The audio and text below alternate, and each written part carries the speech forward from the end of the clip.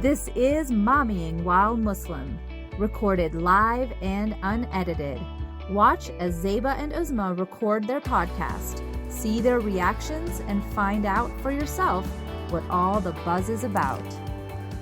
This episode of Momming While Muslim is sponsored by Guidance Residential. Join Sheikh Hamza Yusuf, president of Zaytuna College and Guidance Residential, for a live webinar on how Islamic home financing is providing a permissible path for Muslim Americans to finance their homes. Register for very limited online seats at gr.link/MWM_NCW_Hamza HAMZA_YUSUF.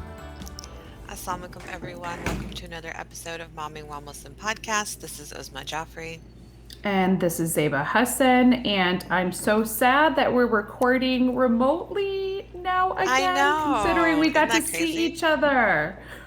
That was fun. Why don't you fill in the audience about that?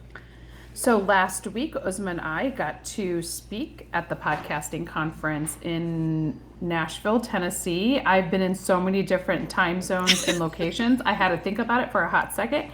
So we were able to see each other IRL, which was just so super fun. And we had the opportunity to learn so much about what we're going to be doing. So I am excited about some of these cool changes we're going to be implementing. Though I have heard from Uzma, we are only going to be allowed 3. I might stick another 1 or 2 in there. That is up to interpretation, but we will go from there. But it was an amazing opportunity to learn and grow our craft a little bit, because we take this very seriously. We had the opportunity to speak about using podcasting as a platform to do good in the world. I was terrible because I was like a deer in headlights, but Uzma did such an amazing job, and this is why we partner with each other. Because we bring out the best of each other, and we actually had the opportunity to record a couple of episodes in an actual podcast recording booth, which Yes. I'm going to let Uzma talk a little bit about where you can find those episodes, because we're going to be starting a really, really cool thing, and I'm going to give it back to Uzma because her week started off a little shaky. And so why don't you tell the audience why that is the case? What happened post conference for you? Post-conference, yeah. So Zeba is one of those spectacular people who, even though she's changed time zones like 7 times in the last 3 weeks, she unpacks and gets organized. I'm a great packer. Every single time. Every single time. I'm a great packer. Like, I am the most efficient packer. Yes, sometimes I overpack like I did in Nashville, but I'm not missing anything and everything is very well organized. However, it can take me months. It has even taken me a year to unpack like a little carry-on suitcase before. And it's great because, the master bedroom is big, so I have it tossed somewhere, and it usually is out of my way and I ignore it, and everybody who notices that it's there. This time I got up in the middle of the night to go do something in the AC, and it was dark, pitch black, and I tripped over the dang open suitcase and broke 2 toes. Dislocated one. Oh my And God. broke it and broke the one right next to it. I've never had such a bad toe injury. My husband's like, just tape it up and get back into bed. I'm like, I need to get this fixed. The bones are not they're not supposed to do that. They're crooked and they're shaping a Yes. V. That Instead doesn't of running seem straight, my bone natural. is dipping and going back up. That's not the way the joint's supposed to move. So it was terrible. I'm a horrible patient, and I cried and I swore a lot that night. But yeah, now I'm in flip-flops. But part of what we're really excited about is, offering some more special recordings because, the fact is, while we're, for convenience sake and for efficiency's sake, workflow, we're doing some batch recordings, just so that we can get our work done and have some work-life balance, whatever that, mythological creature is.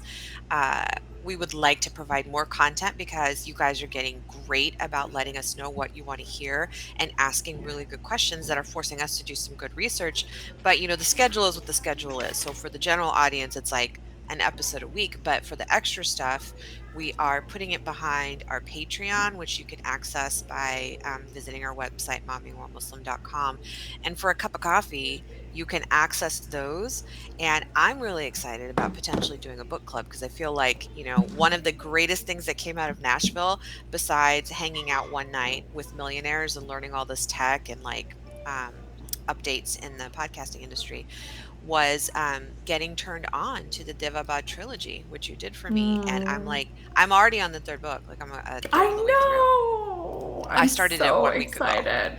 Yeah, it's such a fun book, and we love talking about books with both bibliophiles, and a lot of our audience members are, which is why we always include our book recommendations or what we're reading that week in the show notes. So I just think it's a good opportunity to connect with you guys on a whole nother level. I know for the moms with littles, you're like, read, overachievers. No, I promise the first 4 years, nobody does.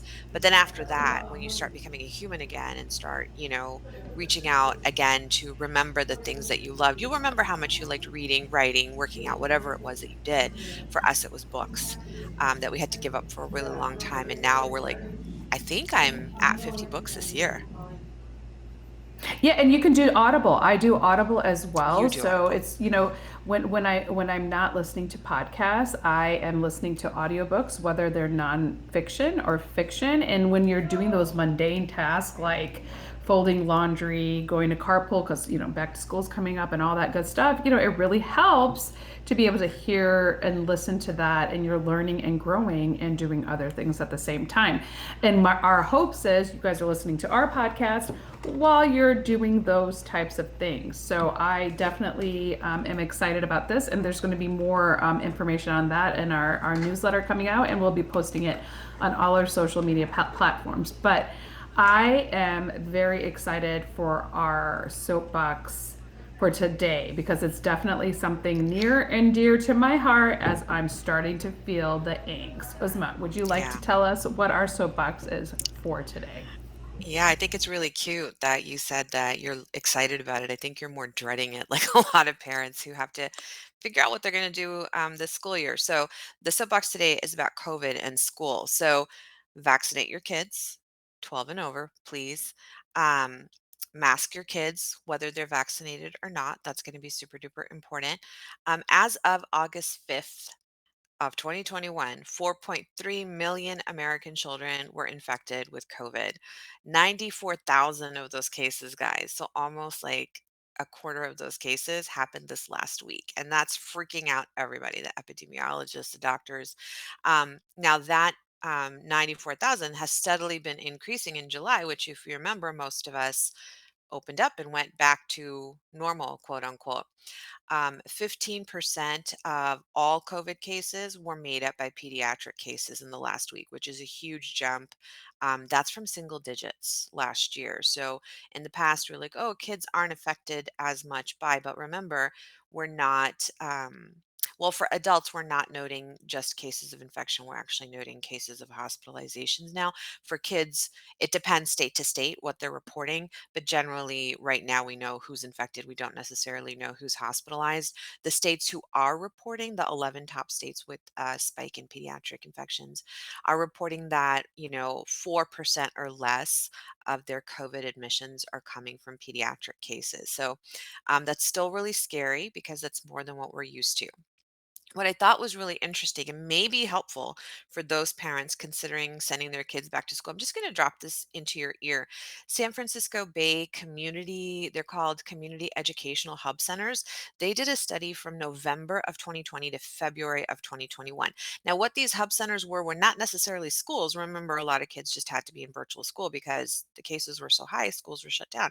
So everybody was virtual schooling. However, for working parents that had to put their kids somewhere, it was at one of these centers. So maybe yours was named Sylvan or Kaplan or whatever is out there. For mine, it was like a sports center where parents were dropping their kids off to not just have some social support, but to have some supervision while they were working these long hours. So these places did not have fancy air filtration systems. They didn't even have 100% masking, but they had 67% masking of students and teachers on campus. They had one case from November to February of teacher-to-teacher transmission of COVID, but otherwise nothing else because on top of the masking, they opened windows, there was social distancing, there was lots of hand washing and sanitization of hands with hand sanitizer if you couldn't watch.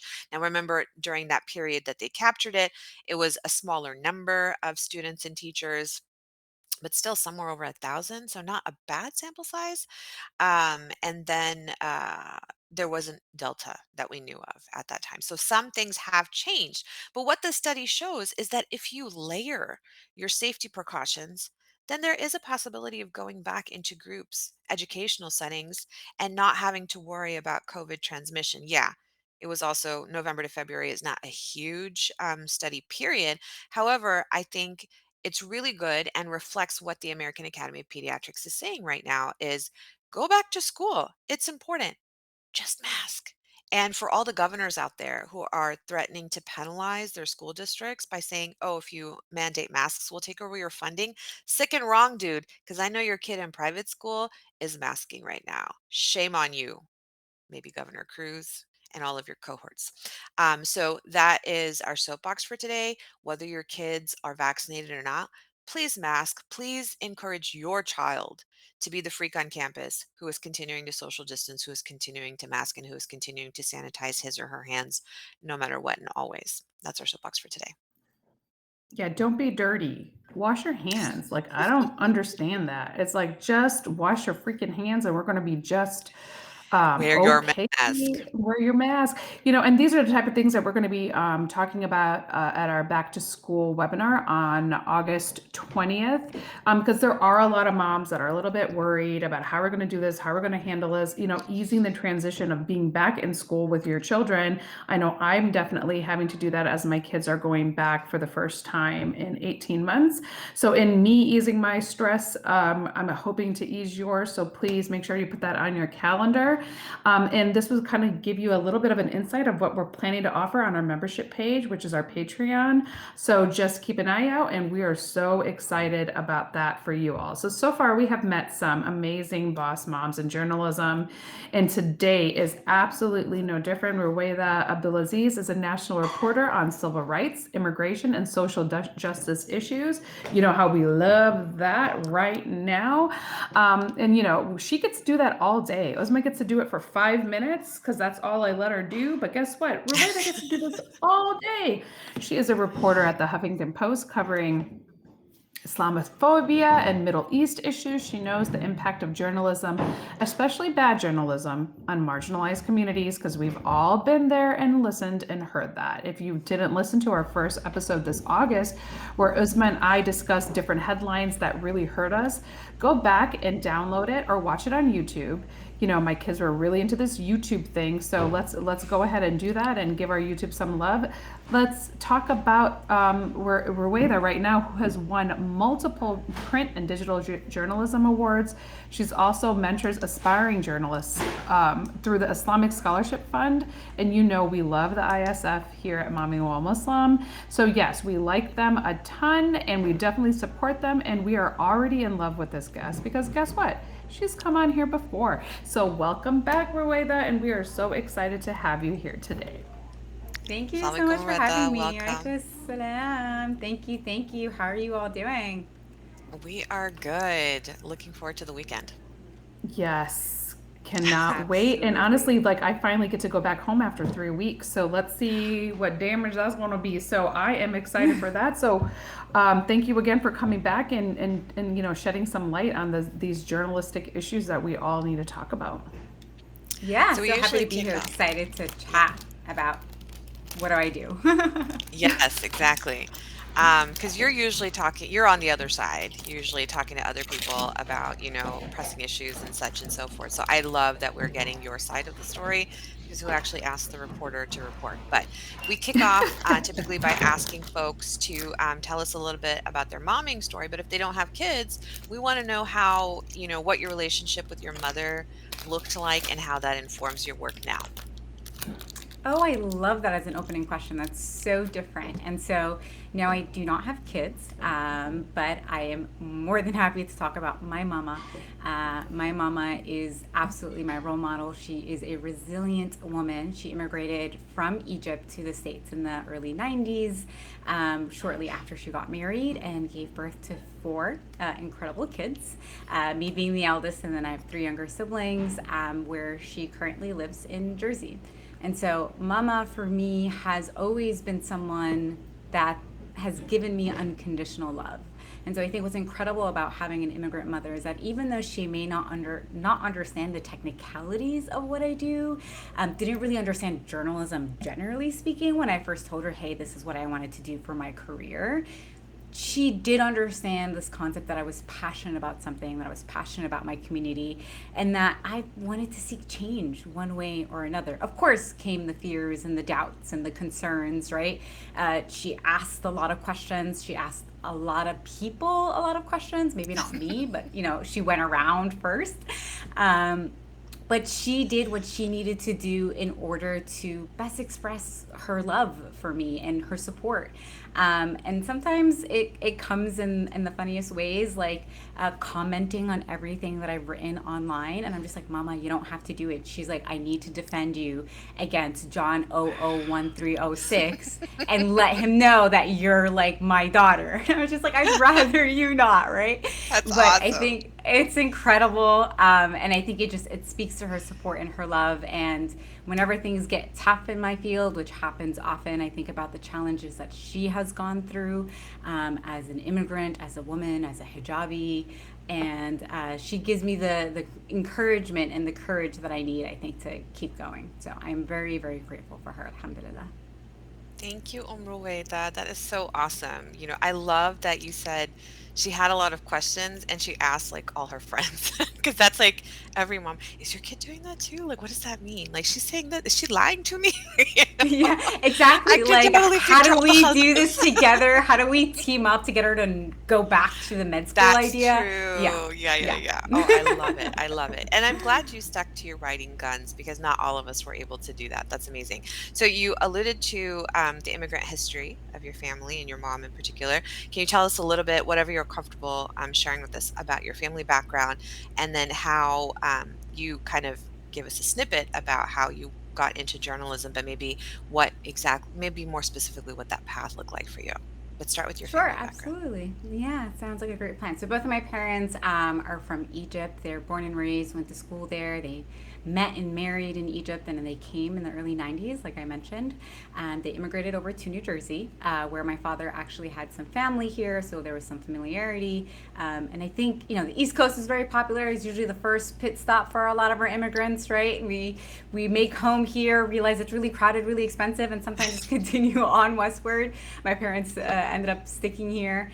And that's where I was born and raised. My siblings and I were all born and raised in Jersey. We grew up. We went to the public schools here. I went to university here.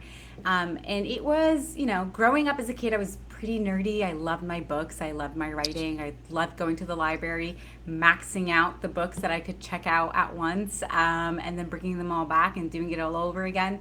And my mom loved it for me. She saw it as a safe space, an educational space. And so she always encouraged it constantly. My brother eventually went off into sports, but my sisters and I continued on the reading habit. We're 3 girls and 1 boy.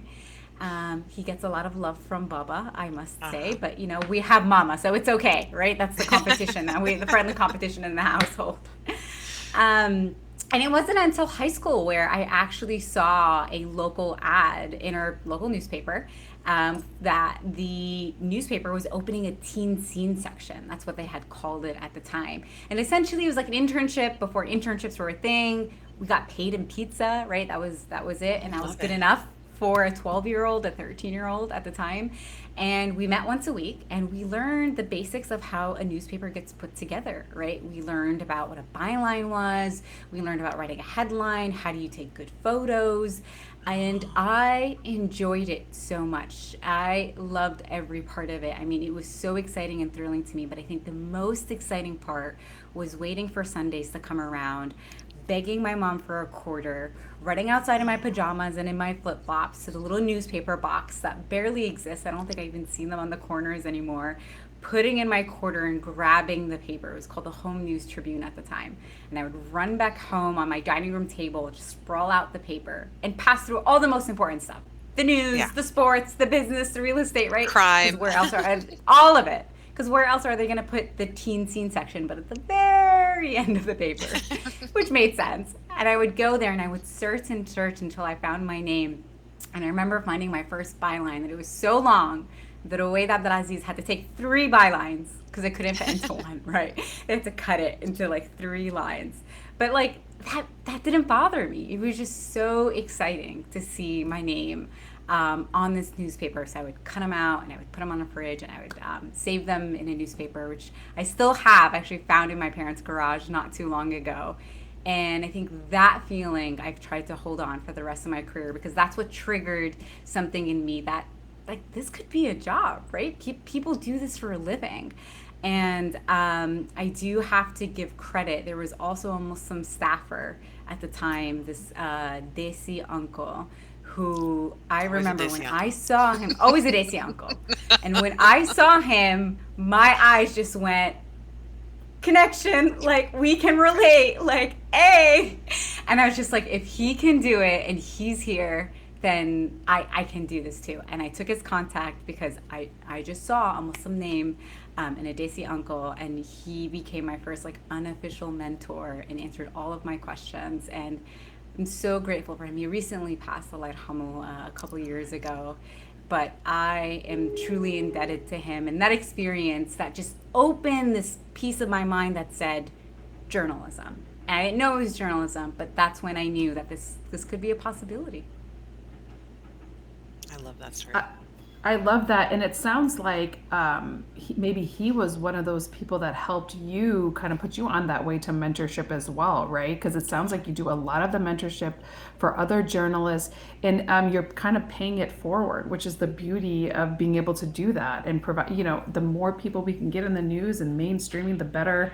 I think it's going to be in there for everybody. So let's pray for this Desi uncle that kind of had your back at a time where, you were probably one of the 2 people at this particular newspaper doing what you guys do together. And the one thing is, print media is something that is, like you said, we don't see those newspaper boxes anymore. We don't see this. Where do you see that heading?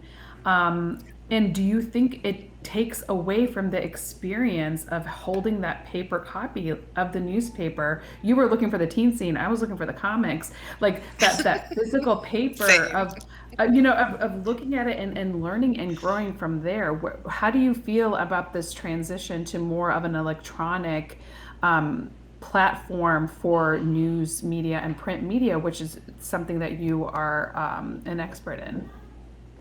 Yeah, it's a great question. I mean, look, media is changing. Even when we're talking about the word media, right? It can encompass so many things. And I think that's the reality of the dynamics of technology, of the internet, of social media. And so, I mean, I'm always going to be biased. I love holding things in my hands, right? Whether it's a newspaper or a book. I love the physical copy. I get it messy. I rip them. It's in my purse. It has coffee stains. It has jam stains. But you know what? It's just part of the experience. But that doesn't mean it's not any less important, whether we're reading and consuming news online or we're doing it over the paper. And it doesn't mean we need to have less media literacy. In fact, we need to have more media literacy, because if it's not in a paper and it's on the internet, that means there's a lot more likelihood for disinformation and misinformation, right? We see this now with the pandemic. We see this with international news. We see this with anything. The smallest bits of information can be convoluted in the most complicated and sometimes nastiest of ways. And so I think even though the dynamic is changing, it's not necessarily a bad thing. What is a bad thing is the instability of journalism, generally speaking, whether it's newspaper, print journalism, or audio. There's a lack of public funding. There's a lack of support.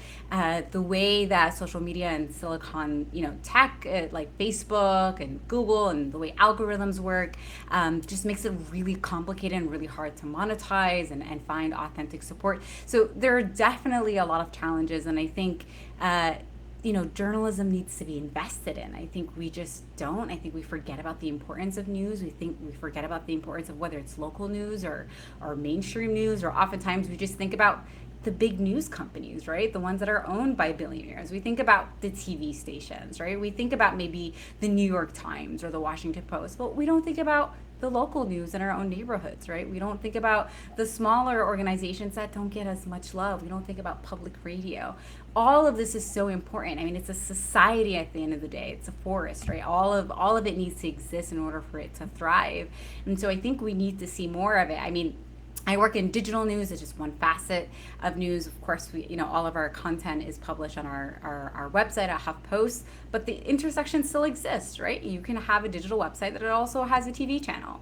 That kid also has a print newspaper. And so I think it really is the more the merrier, and the more we can support journalists and our networks, it'll be better for our communities. It'll be better for the world as a whole. But we're not there yet. And I think it leads to a lot of challenges, like just the instability of journalism places, whether it's print or online. We've seen places open up and shut down really quickly. We've seen lawsuits by big, powerful corporations and politicians who have the power to shut down places because they simply don't like it. And so that's really scary. It's not something we want to see more of. Now, of course, there are a lot of great organizations and there's a lot of great support behind, to kind of help us thrive. But, we could always use more of it. That's for sure. Yeah. Well, that answers one of my questions, like how do we support our journalists better? And yeah, that doesn't mean go buy a newspaper and then tell all the reporters they can't talk smack about you because, in our religion, like even if we're doing something wrong, our family is obligated to stop us, and that's like your work family. So I really love that reminder. So when you're talking about like all of this need for support and all of these changes that are happening in this, what sounds like a very dynamic field now, what's like your dream for what journalism in America is going to look like, say, in 10 years? If you could dream about it, what does it look like? Oh man, there's so much. I think where do I want to start? I mean, look, let's be real. I think journalism is still a pretty homogenous field. It is still run predominantly by white men. And I think the lack of diversity continues to be a problem, right? I mean, it continues to be a problem across different fields and industries, no matter what. But I find it to be incredibly important that in journalism, when we're reflecting our communities, right, the most diverse country in the world, and you have the same group of people telling our stories, it's going to be a huge problem. It is a huge problem, right? And we've seen this across the board, and any marginalized community can talk about this, right? But given that, I'm a Muslim reporter, I cover Islamophobia, we're Muslims here, we don't need to be a journalist to understand the coverage, the one-dimensional, the bad coverage of Muslims and how it's impacted our day-to-day lives. And that is because at the end of the day, media is a power dynamic, right? We're talking about the capability of telling someone else's story. Now, when you're setting that narrative for them, and for our community, it's that the same decades-old cliches and stereotypes that we've heard about. The men are violent, the women are oppressed, the faith is backwards and more likely prone to violence, right? The things we've heard a million times over. When that's the same talking points over and over again, no wonder you're going to have an increase in hate crimes and violent assaults. No wonder you're going to have just the recent study that came out by the ISPU, American Muslims being twice, more likely to think about suicide, right? Of course, you're going to have workplace discrimination. You're going to have gendered Islamophobia against Muslim women. Forget, not even just on a grassroots level. You're going to have policies get put into place. We're talking about surveillance, CBE. We're talking about the travel ban, right? All of that gets put into place because we as a society have normalized these same talking points, the same type of reporting, the same one-dimensional coverage of our community. And maybe at one point we thought it was just us, right? We're just like, maybe we're crazy. But then the studies have come out, right? And I think every Muslim has had this moment where we just feel like everything is just so terrible all the time when we're talking about the coverage of Muslims. But studies have continued to prove and shown that this is a factual statistical problem. When we are talking about our communities, and the Muslim community in the US doesn't have a majority race, right? One of the fun facts that I just live by. And yet the majority of coverage of Muslims tend to be Arabs or South Asians, right? Despite the fact that the first Muslim community here in the US, the oldest Muslim community, are Black Muslims. The fastest growing Muslim community in the US are Latino Muslims, right? We don't talk enough about Muslim women beyond just what they're wearing. God forbid we have a headline that doesn't say unveil in it, right? Or shatter stereotypes, the two things that irks me the most. We're still in this box, and I think I would love to see just more journalists of color, more brave, bolder reporting that is just complicated and nuanced and messy, because that's what a community is. It's complicated and nuanced and messy and beautiful because we're humans. But our coverage doesn't reflect that right now. And there is a lot of stride to change it. There are a lot of incredible journalists who are working really hard to change it for all marginalized groups. But I would say if I had to pick one thing that I really want to be better in 10 years, I think that's the one I'm going to choose. I love that. I'm like all the snaps right now. Especially because when you want somebody that can tell your story, that understands what your story actually is, right? Like that is the biggest thing of being able to have a seat at the table, having that representation, doing all the things that we're all doing in our own small ways to make sure that we become more quote unquote mainstream. Because the reality, like you said, Rowaida, is that we're all here and we've been here for a long time. So why not start seeing your face on the TV screen, having your names be put in print where people can actually, what do they say my name, understand where my name comes in, what the cultural significance is around it. And by the way, I will correct you every single time you say it wrong. So I love that you're doing that. But one of the things that, excuse me, as a mother, I'm a little bit concerned about when I do have, like, I was talking to my niece and she's thinking about going into journalism and she's super excited about seeing this particular segment that we're going to be having because she really loves you. But like, can visibly Muslim people expect to get into those more non-fluff pieces or non-unveiling pieces, like more into that investigative journalism, where, you know, it's not these, like you said, I'm going to go behind the scenes and do these, you know, unveiling, but more of like, this is what's going on, this is how we're doing it, and talking about things that people are actually interested in.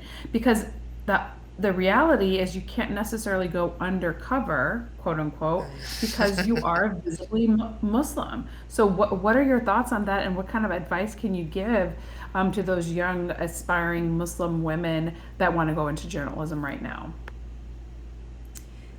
That's a great question. And, you know, my advice would be that if you put your heart and mind to it, you absolutely can do it, right? As a visible Muslim woman, as a hijabi Muslim woman who does investigative work, you know, I'm here, and, you know, and so long as I'm here, I'm going to do my part to make sure that there are others that can join me, right? And I think that's a lot of the mentality that a lot of us have. And so investigative journalism, you know, is changing. I think a lot of times when we think of investigative journalism, we think of perhaps TV and film, and you're putting on a dark trench coat with a coffee and a cigarette and you're hiding somewhere. I don't think that tends to be the case as much. I mean, being a good journalist means having good sources, right? Knowing where to find a good story, knowing how to find a good scoop, having good investigative skills. And a lot of that is training, sure. And a lot of that's just a good gut feeling, knowing when you've landed on an incredible investigative story. And sometimes it takes a long time. You know, I'm working on a year-long investigation now.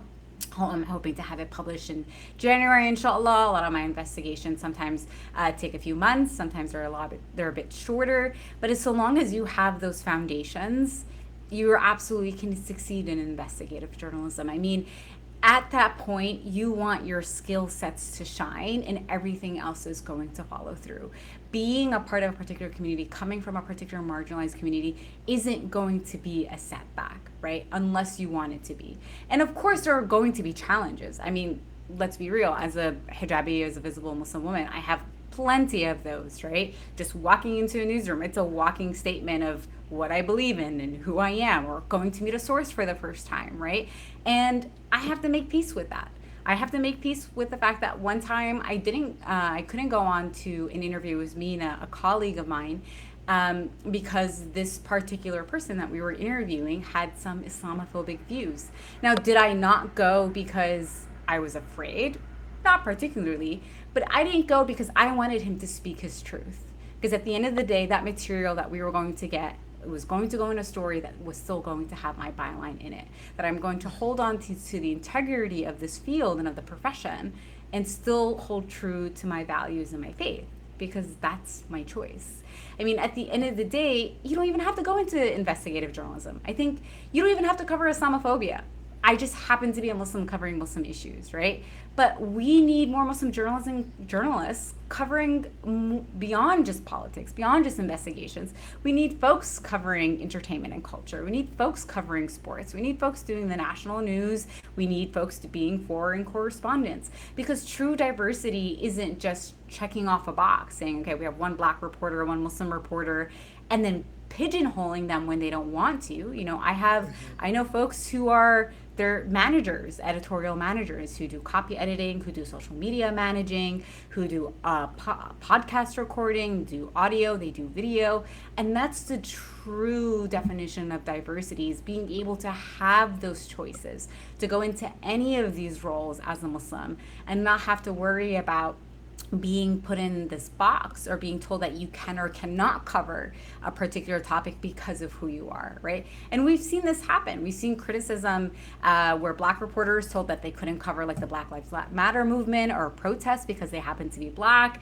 I have critics who say I can't be objective when covering my own community because I'm part of that community.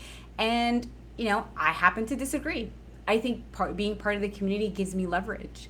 I think it helps me earn the trust of the community that's been traumatized by the media for so long.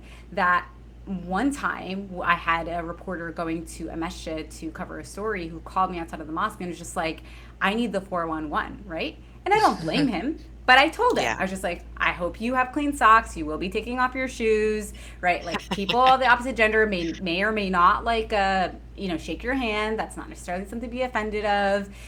You're going to have a separate entrance. But if I was there, I don't need to start at step 1. I'm already at step 7, right? And so I'm more likely to get more of that color in those details in that investigation we were mentioning earlier. So that's how I see it, and I truly do believe it. And there are naysayers who are not going to believe it. I think most importantly, being in this field, especially if you're coming from a marginalized community, especially if you're going to be a Muslim woman, you gotta have thick skin, because the naysayers are truly everywhere. Does it mean it's impossible? Absolutely not. I love that. That's absolutely correct. Like, you're starting at step 7. And it's not like somebody who's outside of the community has been objective. We've seen that. We've seen how that's not worked. So let's try it the opposite way and see what we can potentially do better. And if we can't, then hey, it's an opportunity to learn something new and try something different. So I love the answer to that. Now, I do have, I think, more of a personal question, because we forgot to ask you this earlier. I have written to HuffPost so many times, like, hey, can I be a guest contributor? Like, nothing. And this is back in the days when Ariana was still there. So, everybody wants to have HuffPost on their their street cred, and you've got it. So tell us what that looked like and how now you are a reporter for HuffPost. Sure, absolutely. I mean, there's so many different entryways to journalism, and I think that's the coolest thing. You don't have to have studied journalism to go into journalism, and it doesn't have to be a full-time job, right? So for me, it's my full-time career. I'm employed full-time by HuffPost. I'm a reporter for them. I've been for several years now, and it's been an absolute blessing. Some people don't want to go into full-time journalism, but they want to be a guest contributor. They want to write every so often, right? And so this can take so many shapes and forms. It could be a columnist, it could be an op-ed writer, you could be a freelance reporter where sometimes you take on stories, right? And you get paid based off of the organization that's hired you to write about a particular topic for a particular deadline. And so I think we forget that there are so many ways to access how to become a writer and how to get published. So for me, in the traditional sense, I did study journalism when I was in university. I got a degree in journalism. And one thing that I did, I think that was incredibly helpful, is that during my time in school, I got tons of internships, right? Because I knew breaking into the journalism field was going to be challenging. I mean, is still challenging. There's a lot of gatekeeping, unfortunately. And so I took I had made this plan. Maybe it was a little bit of overkill, but after my first semester, I had an internship every single semester for the rest of the 4 years of college, because I was like, if experience is what they want, experience is what I'm going to get, right? And it was challenging. In addition to being a full-time student, I also had a job that was paying for my tuition. And so I didn't sleep much, but for a 20-something-year-old, it worked out. It was okay. I think my diet was 80% caffeine, probably wasn't the greatest. And then 20% pizza, but you know what? It's okay. But alhamdulillah, I had made it through, and it paid off. I had made so many connections with an incredible group of people. I had learned so much about what I liked and what I didn't like. I didn't know I wanted to go into digital, so I got to do some audio work. I got to do some video work. I got to do some social media work. I got to do some reporting. And all that helped me when I was applying for jobs. And I started working at HuffPost specifically in 2015. So I've been there for quite some time now, and I've had different roles while I was there. I got to do the World News Desk and cover foreign affairs. I got to be on our social media team, and I actually was working on the analytics for some time. I was heading up our Facebook, our Instagram pages, which have millions of followers. Got to see what placements work best where. How do you craft a great tweet? How do you pick the perfect picture for Instagram, which is totally different from reporting. And then in 2016, I changed over to our enterprise investigative desk, which I'm still at now, and that's what I've been working on since. I'm going to need some tips on the Instagram poses, because I just freeze. Same. And I don't know how to do that. Like, I have not been, but we're going to have to do that on a different day. But, one of the things that I'm always interested about is, like, what is one of the favorite stories that either you covered, and maybe it was something that you just felt the most passionate about, or it's still something you're thinking about years later. What does that look like for you? And can you share a little bit about that with our audience? Yes, I've read, the story just popped straight in my head when you asked the question. My absolute favorite story that I got to work on was a story about what it was like swimming as a Muslim woman in America. And I love doing this feature story because it was very different from what I normally do. A lot of times I'm doing more of like the politics heavy, the hate crimes, what's happening in DC. So this was a little bit of a break from that. But it also had the perfect intersection of so many other things that I was interested in, right? And so the story follows, Muslim women, the majority of whom happen to be hijabi, but not all, who chose to dress modestly while they went swimming. Whether that was at a local beach, a water park, their pool, literally could be anywhere. And I had spoken to dozens of women across the country, moms, young girls, elderly women, just talking about what they what they wanted to wear, and why they chose it. And the story was just so much fun and so insightful because it intersected with Black America and the history in the US about segregating at pools and beaches. It also intersected with the fashion industry and how there's a rise in modest swimwear. It intersected with politics. This was also during the beginning era of Trump, and how a lot of women were being harassed and assaulted and policed at a lot of these places. I'm talking about cops called on women at the YMCA, people just making comments at the local pools, mentioning Trump, some not mentioning Trump. And then a lot of it had to just do with finding that perfect swimsuit that made a Muslim woman just feel good, right? Let's be real. My first burkini was ugly, right? They were ugly. Yeah. Mine was black, I believe, with neon flowers on them, like yellow and green. The pants were just ill-fitting. It came with a swim cap that I hated because it gave me headaches, so I just wear an old hijab. And before that, you just wore like a t-shirt and leggings, right? Like there wasn't really an industry unless you knew someone who was going abroad, and you're just like, can you please bring me one, and could it please not be ugly, right? And so now that's totally different. You have American companies here in the US, right, who are making this, some who are Muslim owned and some who are not Muslim owned, because they happen to be one organization that I interviewed. They just made SPF friendly clothing, but they saw such an uptick from Muslim buyers that they ended up making a Muslim line, right, dedicated for Muslim women. And so we talked about accessibility to different body shapes and sizes in addition to colors and patterns. And so this one feature just encapsulated so much of like the big topics, whether it was social justice, whether it was the history of the U.S., talking about racism, talking about gender Islamophobia, talking about fashion, and it was so much fun. It was so much fun, and I think it also just resonated when you read a piece and you're like, wow.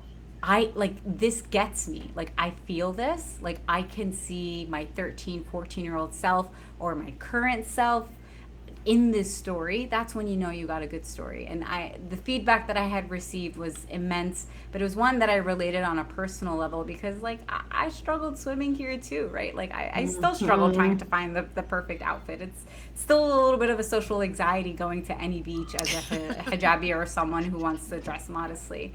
And so I love that story. The photos that we hired, I was a Muslim woman that I wrote the story. My characters were all majority Muslim women. The photographer that I hired was a Muslim woman. And so it was just a beautiful piece put together by Muslim women for Muslim women that I believe came out to be just a stunning package. So I'm really, really proud of it. No, you should be. I remember we loved that piece. You interviewed a couple of our friends too, and we're like, oh my God, like she's so fun in the pool and looks so cute over there. Yeah. And then, in reference to the early burkinis, Zeba, they used to not have the little attachments. So now so there's then your little, shirt they're will fun. float up. So your shirt wouldn't float. It used to float up because then they figured out she's a hijabi. She doesn't want like her shirt around her shoulders when she's underwater because people swim underwater and they can see all the goods. So yeah, once they figured that stuff out, that was really awesome. They've come a long way. But because of our own body dysmorphia, our body image issues, we're like, oh, we don't look right in this one. And so that's like a whole nother issue outside of burkinis is women and body image and where that's coming from the media. But thank you for sharing that, and definitely thank you for writing that article because I think my husband learned a lot when he read it and I shared it with him. So you made share that.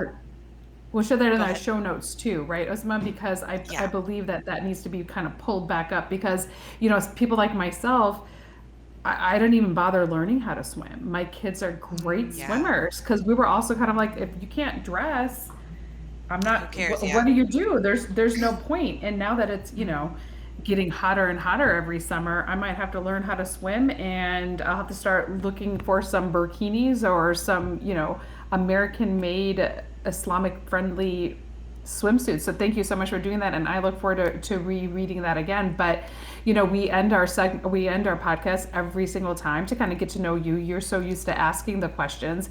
Now it's me coming at you in my rapid fire segment, and I'm going to be asking you as many questions as I can in 1 minute. And are you ready for this, Rowaida? Oh man, I am ready.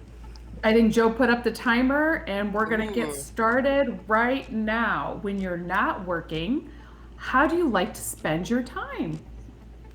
I like to eat. I like to sleep.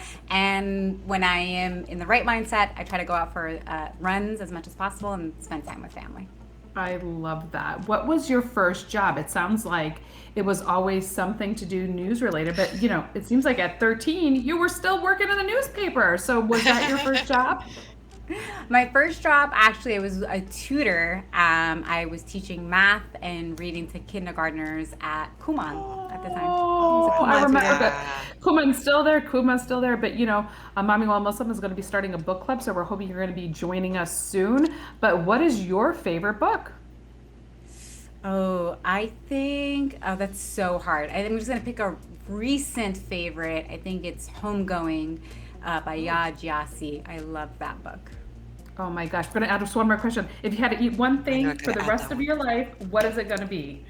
Oh my God, stuffed grape leaves. I will be happy. I will die happy. That's it. That's the one thing I want to eat forever. Gosh. Now you're making me hungry. But thank you so much for participating. I hope it wasn't too scary for you. And, we're going to be reading some of your new pieces and try to get onto HuffPost because, we have the Muslim mom perspective down. So if you ever need somebody, let us know. We're here for you. Obviously, we can talk exactly where to go. I love it. Thank you so much for having me. It was such a pleasure. definitely weird being on the other side of questions, but you guys made it very enjoyable. Oh, thank you. We're glad. I mean, that means a lot coming from you. So we're gonna link up that article and then even include one of the articles that you did on Muslims in swing states last year, which is how we Mhm. first started talking. So we really appreciated your coverage during that entire very tribulating season. But it was fun and we survived. And we'll have some links for people to maybe send you some stories. So if they start doing that and a whole bunch of Muslim moms start emailing you like ideas, we are really happy, but we apologize if it's annoying. But we got stories, and you're out I'm there telling excited to them. get it. I'm Yeah. excited to get them all. I will let you all know once my email gets flooded. Okay. Awesome. Sounds good. Thanks so much, and have a really safe and wonderful weekend. You too all. Assalamualaikum. Walaikum salam. Assalamualaikum, everybody. This episode of Momming While Muslim is sponsored by Guidance Residential. Join Sheikh Hamza Yusuf, president of Zaytuna College and Guidance Residential, for a live webinar on how Islamic home financing is providing a permissible path for Muslim Americans to finance their homes. Register for very limited online seats at gr.link/MWM_NCW_Hamza HAMZA_YUSUF.